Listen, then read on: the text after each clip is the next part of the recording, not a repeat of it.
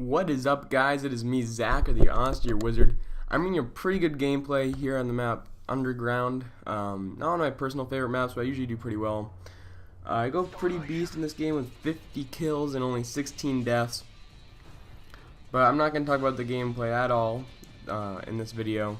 I'm talking about Black Ops 2. I know I should probably put this over Black Ops gameplay, but I didn't have one ready and I was supposed to put this video out yesterday, so I'm just going to use this Modern Warfare 3 game. It should suffice.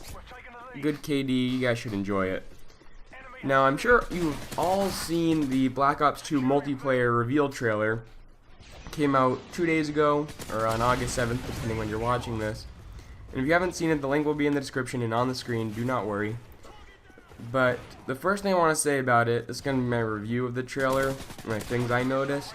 Normally it would be a breakdown, only I just don't have, currently I don't have like the time to put one together, or like the software really.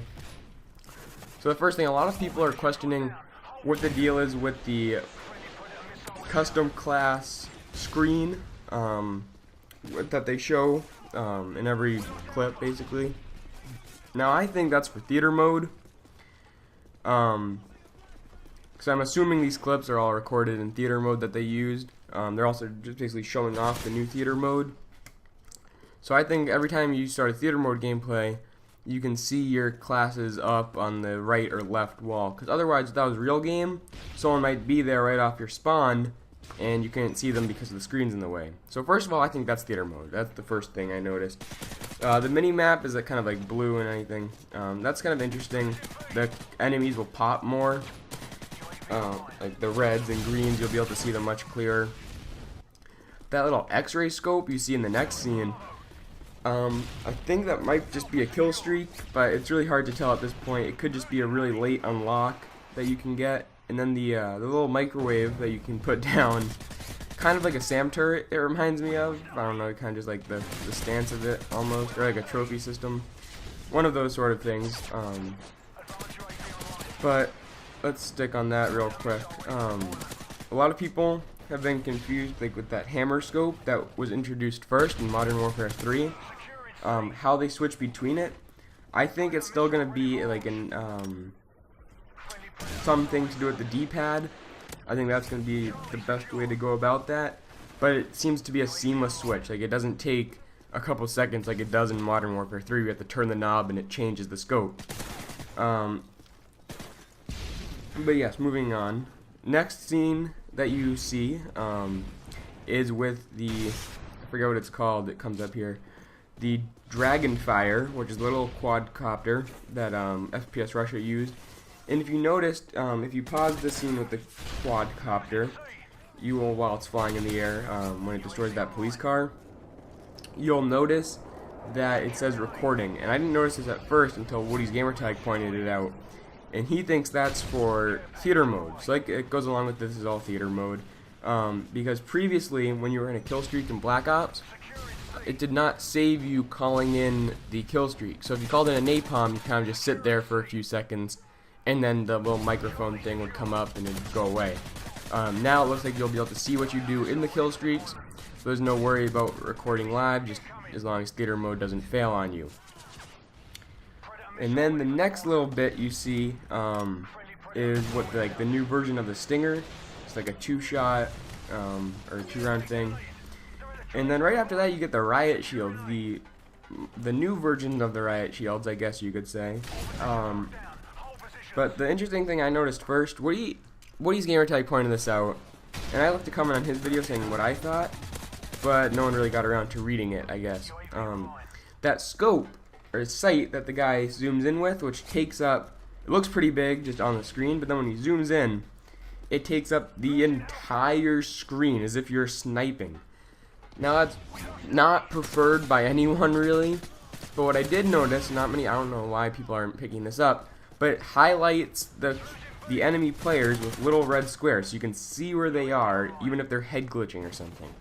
So this scope might be more useful than people are thinking, especially in games like Search and Destroy. If you have this scope in Search and Destroy, and then you unlock the X-ray scope, it's just going to be crazy, because Search and Destroy usually have to be careful, but now you can see people through walls and highlight them with your scope. So it's gonna be very interesting how that plays out. Now again, if you haven't seen the trailer and you don't know what I'm talking about, I'm kind of just doing this scene by scene. So you can watch it along with this and just don't care about the gameplay that I threw on this. I'm just doing it to do it because I don't know about copyright and stuff, so I don't want to risk anything, so I'm just using gameplays. And then they put down the riot shields. It's another interesting thing. And then they shoot through that little window. But what most people haven't picked up on is that if you watch it slowly, or put it in slow motion, when they put the riot shield down and stick it in the ground, which is really cool, I think, it kind of lifts something up, or something pops up, so you can't just shoot through the riot shield normally, but then it opens up that little window that you can shoot out of. So it's like mobile head glitchers, and then there's a thing if you can pick them back up, if you can let other players pick them up, it'll be very interesting. But then you see this little, like, I don't even know how to describe it, that robot thing. That's just some crazy sort of kill streak, kind of like the assault drone. And then you see the knife and tomahawk kills. And the interesting thing about the knife kill was that when he's running up the hill, it is as if he had already pulled out his knife, sort of like the ballistic knife. So that makes me wonder, and a lot of other people, if the knife has to be used as a secondary based on this 10-point unlock system that everybody's been talking about. It seems very likely, and I will probably unlock it, but the classes shown like mostly use my blade, or me blade, and shotgun shark, or shotgun sark, as you're about to see coming up. If you're watching it, you know what I'm talking about. I think those are all the default classes that you'll get. And then you see David Vonderhaar picking up a quad kill with a no-scope sniper, I might add. Those are coming back from the old days, like World at War days. So that'll be another interesting piece, and like montages and stuff.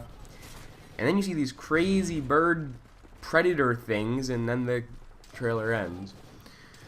So I know this wasn't like the greatest review. I kind of just went over some of the parts and like just basically summed up what you see. Oh, and then at the very end, the 3v3 team deathmatch. I'm going to talk about this real quick. Not 3v3 team deathmatch. It's normal team deathmatch, right? So you have 6-on-6. Only there was a third team thrown into the mix. That's going to be very interesting to see how that plays out, especially in competitive play. It's like a first, second, it's like free-for-all with teams, almost. You have 3 teams and you compete for first. It's gonna be wild. A lot of people also are picking up little icons next to the team score. It's the team icon, like the Delta Force, Spetsnaz, and those sort of things. That's just a little icon. Once again, guys, I'm sorry this isn't over the actual trailer to discuss it. One, I don't really have the time currently to like edit it together so it fits everything. I was just gonna talk over this and watch the trailer. That's hopefully what you guys do too. I didn't want to like risk any copyright stuff because I'm not partnered, and Machinima wants the partners to upload the trailer, or at least the directors to upload the trailer. So they have that going for them, and they pretty much bypass most copyright strikes that they would get. They can easily get rid of. So I don't want to risk anything, but I hope you enjoyed this video.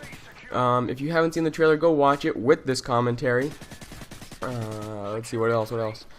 Once again, you can join AustereWizard and Associates on Call of Duty Elite. It is my clan. We are now up to 5 members, 25 points away from level 3. Yeah, we're making progress, gonna start doing some clan challenges soon. I think there's one this upcoming weekend. There's also double XP Friday through Monday, so you guys better enjoy that, level up. I'm probably going to end up prestiging again. I'm already level 70 something, so that'll be great. That was my quickest prestige. That was about a week's time. I prestiged in 1 week, if that, maybe less, probably like 5 days. Or upcoming, I'll probably make it into a week. Double XP is going to be very helpful. Enjoy that. Follow me on Twitter at AustereWizard.